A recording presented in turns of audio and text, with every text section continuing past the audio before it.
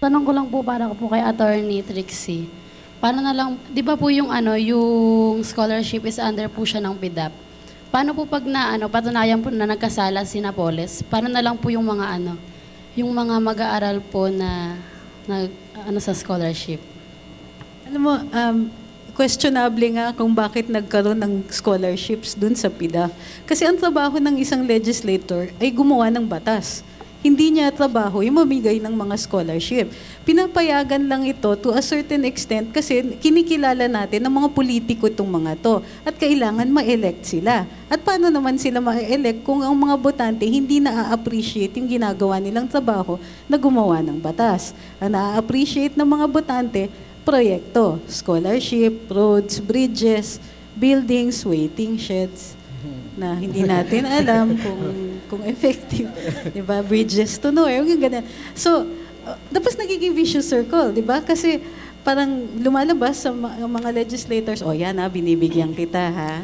So, parang indirectly na nababayaran kayo para maboto sila uli. Kung ginawa nila 'yan during election period, na yan, vote buying na yan. Pero dahil ginagawa ito during the course of their jobs as legislators, hindi natin sila makakasuhan at ini-institutionalize pa natin. Nilalagyan natin ng pangalan, ang tawag sa pangalan na to, PDAF. Okay. Diba? Maraming salamat. Tawagin natin si Lynn Fatan para sa kanyang tanong. Magandang gabi po.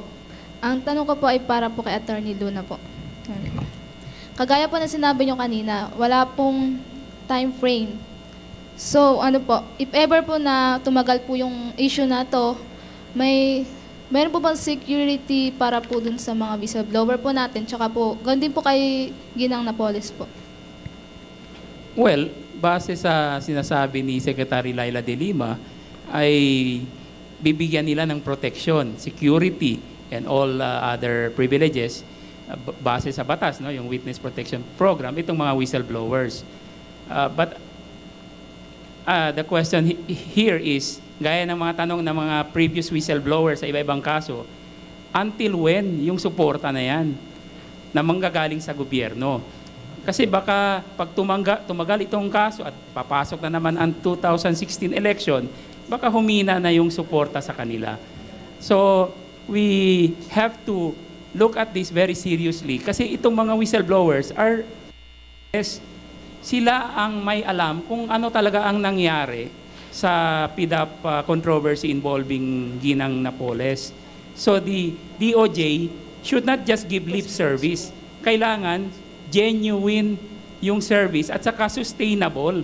Hindi pwede yung say, we will protect you and give you allowances good for 2 years or 3 years. After that, you're on your own. Hindi pwedeng ganon. Otherwise, we will discourage people from speaking out the truth. Final question for the day para kay Ginoong De Vera. Sir, as a political analyst, ngayon po na nakikita nyo na napakaraming skandalo, issues of corruption na lumalabas dito sa COA report at to go on sa Senado, etc. Saan dapat ituon ng publiko ang kanilang pansin? Where should we focus our eyes on? Iba-ibang antas. Ang bottom line, kailangang mapanuri tayo at huwag nating bitawan yung issue. Ibig sabihin, hindi pa lumalabas ang totoong litrato eh. We're only getting bits and pieces of the whole picture. Madami pang lalabas. Nung una, PDAF lang ang pinag-uusapan. Ngayon, pati DAP pumasok. Nung una, legality lang ng DAP ang question. Ngayon, mukhang may corruption din sa DAP. So, let us hold on to the and continue the search for truth. Yan yung isa. But while we are doing it, there are so many things that administrative agencies can already do.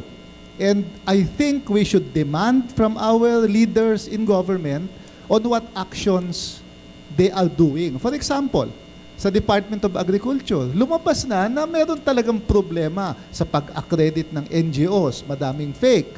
Doon sa DAP, lumabas na, nag-privilege speech si Coco Pimentel nung isang araw, na yung organic agriculture kit na binigay fictitious. So ang tanong, ano ang ginagawa ng Secretary of Agriculture tungkol dito? Yung kanyang undersecretary ba na under the hot seat, pinag-leave na ba niya? Tinigil na ba itong organic? Tinigil ba muna ang programa habang hindi nagiging malinaw?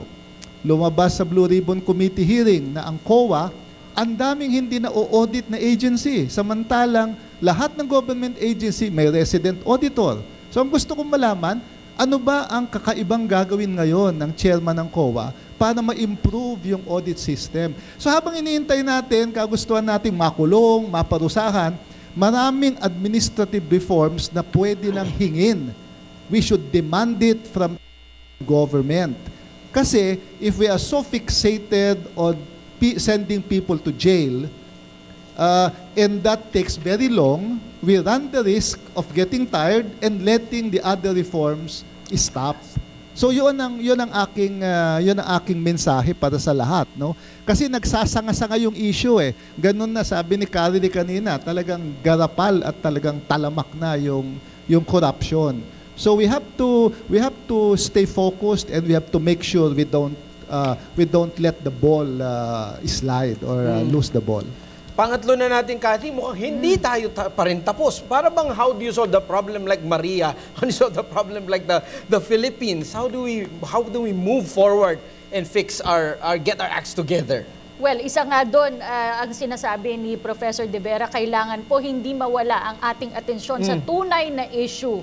Tuloy-tuloy po tayong magmanman at kasama po ang Telebisyon ng Bayan sa November 7 po ay mula umpisa hanggang matapos itong pagsisiyasat ng Senado ay tututukan po namin yan. At maging mas deliberate tayo sa ating intensyon na ituro ang civil righteousness, ang ethics sa ating mga pamilya, ating mga kamag-anak, ating citizens. Singinan natin sila ng kanilang final word.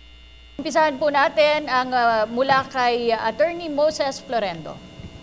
Magandang gabi ulit. Kanina ang naalala kong sinabi is ano yung pwedeng gawin ng mga senador para mabawi yung reputasyon nila. Alam naman natin lahat sila politiko. Pero at this time, parang wala tayong naririnig nagsasalita laban sa corruption. Halos karamihan sa kanila tahimik. Diba? Ngayon, pwede nilang bawiin yung dangal ng institusyon nila pag sila isa-isa nagsalita. Pero sinasabi nga ng iba dyan, paano magsasalita kung guilty naman yung mga tao. Diba? So, final word would be, we just hope that our elected officials would do their job, lalo na yung mga senador. Sila yung tinitingala natin eh, di ba? Kaya dapat i-redeem nila yung sarili nila, speak up against corruption and then do something about it. Salamat. At panghuling mensahe naman mula kay Attorney Manny Luna. Magandang gabi uli. This issue has really moved so many factors at saka mga mamayan ay naging conscious sa issue ng korupsyon. So, I just hope na yung ating mga senador at mga kongresista, together with executive officials, ay will take this issue as a moral lesson. Lead us towards the right path of reform. Hindi sapat yung daang matuwid na sinasabi ng ating presidente. Because in this particular case, ang involved ay hindi ang ating presidente, but the senators and the congressmen. So they should give us examples of good governance, because a good government can sustain itself forever, but a bad one will fall and become ruins. No? Masisira siya. The institutions have to be salvaged, have to be saved dito sa issue ng pork barrel. There's too much pork barreling, and this is not good for our country. Dapat we should really do our job as lawmakers, no? Dapat mag-concentrate tayo doon sa ating primary responsibility. Leave administration and execution of laws sa ating executive officials. Okay, huling mensahe naman mula kay Attorney Trixie Angeles. Medyo nakaka-depress yung issue, no? But I'd like to see na meron talaga itong silver lining. Ano yung silver lining dito? Naridiscover ng taong bayan na may boses sila. Parang na-realize na uli natin na nagbabayad tayo ng buwis, laki ng withholding ko, sakit. Nagbabayad tayo ng buwis, sumusunod tayo sa batas. Diba? Kayo, yung mga audience natin dito, nag-aaral, sila din, sumusunod sa batas, mga magulang nila, nagbabayad ng buwis. Tayo yung boss. Diba? Kaya ganyan yung maganda kong nakikita. Kaya kinokorek natin ang mga mali, ang katiwalian, malakas ang boses natin dito at nadidinig tayo. So ito yung silver lining, ito ang ingay ng demokrasya. para sa akin, it's still a good thing. Huwag natin bitiwan. Still a good thing. Maraming salamat, Attorney Trixie. Professor Prospero De Vera. Ang mensahe ko sa taong bayan, no, we should stay the course. Meaning, we should persevere, we should continue the search for truth, and always remember that what we are doing now is not really for ourselves. Because if we don't do anything, we condemn not only our children, but our children's children.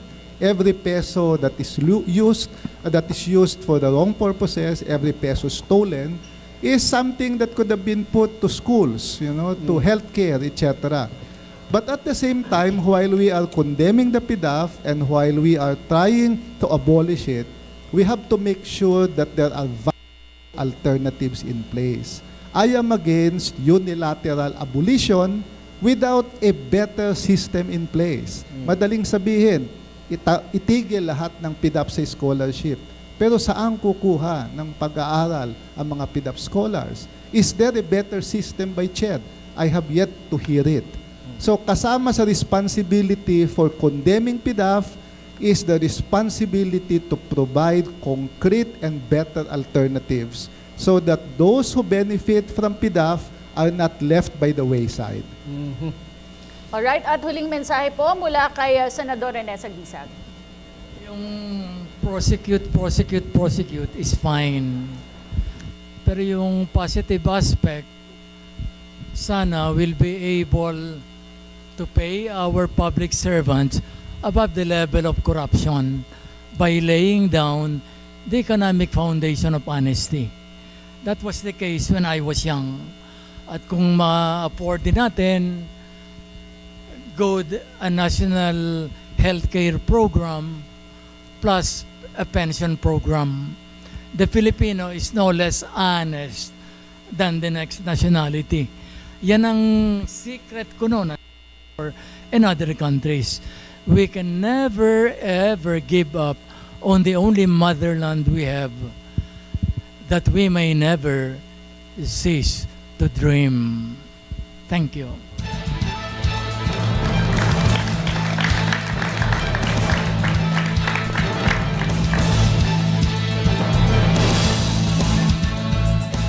Magmula po ng pagputok ng issue ng PDAF scam ay kaisa na po ng telebisyon ng bayan ang taong bayan sa pagsubaybay sa kahahantungan ng isyung ito. Sa pagharap po ni Janet Lim Napoles sa November 7 ay tututukan po ng inyong telebisyon ng bayan ang mga pangyayari at kahahantungan ng usaping ito. Kaya't samahan niyo po kami sa aming special coverage na PDAF Scandalo. Samantala, isa pong magandang indikasyon sa pagresolba ng PDAF scam kung talagang haharap nga at magbibigay ng kanyang testimonya sa Senado si Janet Lim Napoles. Ano man po ang kahinatnan nito, naway katotohanan pa rin ang magsilbing konklusyon sa madilim na yugtong ito ng ating bansa. Ako po, si Cathy San Gabriel. Sa inaasahang pagharap ni Ginang Napoles sa Senado, tila unti-unti na pong lumalapit ang buong bansa sa mga kasagutan sa mga tanong numalyang narito. Sana'y patuloy po nating subaybayan ang bawat issue. Ako po si Gio Dingson. Nakakatuwa po isipin na sa dinami-rami ng mga pinagdaan ng hamon ng ating bansa ay nananatili pa rin buo ang paniniwala ng mga Pilipino sa tunay na pag-unlad. Gaano man kahirap resolbahin ang mga isyong ito, sana'y nasa likod po tayo ng pamahalaan sa bawat aksyon nitong solusyonan ang problema sa korupsyon. Ako po si Attorney Mark Castrodes, naway nakatulong po ang inyong 1.5 oras ng pagsama-saming talakayin ang mahalagang isyong ito. Ito po ang The Road to Justice, PDAF Watch, a PTV Special Forum.